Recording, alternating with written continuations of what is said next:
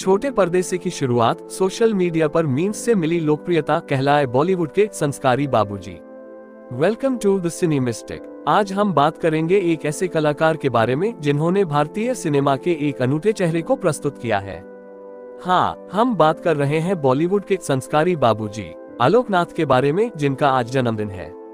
इस खास मौके पर चलिए देखते हैं उनके करियर की उस सफर को जिसने उन्हें दर्शकों के दिलों में बसा दिया। आलोक नाथ का जन्म 10 जुलाई 1956 को बिहार के खगड़िया में हुआ। उन्होंने अपने करियर की शुरुआत छोटे पर्दे से की। उनकी पहली फिल्म गांधी 1982 थी, जिसमें उन्होंने एक छोटी भूमिका निभाई थी। इस फिल्म ने ऑस्कर जीता था और आलोक नाथ की प्रतिभा को दर्शकों के सामने पेश किया। इसके बाद उन्होंने बुनियाद 1986 में काम किया, जिसने उन्हें एक पहचान दिलाई।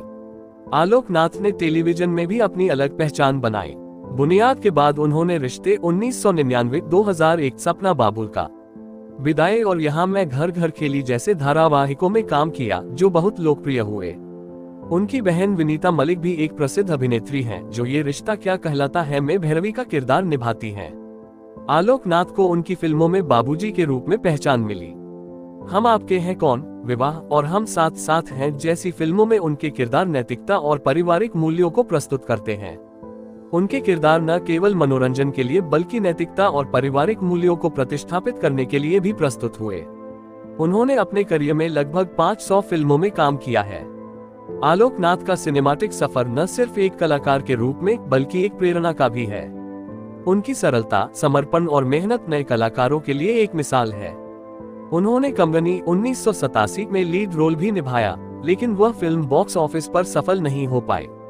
इसके बावजूद आलोक नाथ ने अपने संघर्ष और मेहनत से यह सिद्ध किया कि कठिनाइयां किसी की सफलता में रुकावट नहीं बन सकती।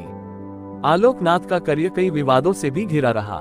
2018 में #MeToo अभियान के दौरान उन पर कई महिलाओं ने यौन उत्पीड़न के आरोप लगाए, जिसमें लेखिका निर्माता विंदा नंदा ने भी उन पर बलात्कार का आरोप लगाया था।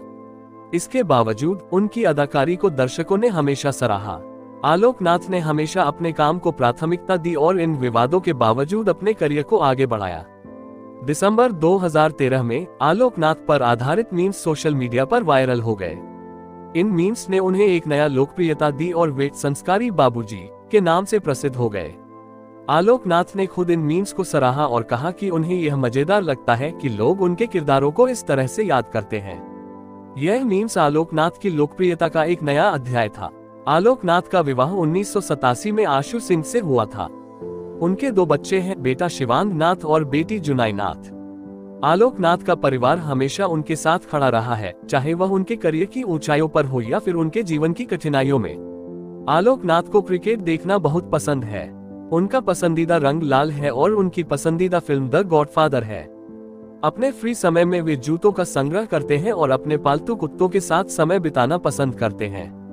आलोक नाथ का जीवन सिर्फ सिनेमा तक ही सीमित नहीं है, वे एक आम व्यक्ति की तरह अपनी पसंदीदा चीजों में भी रुचि रखते हैं।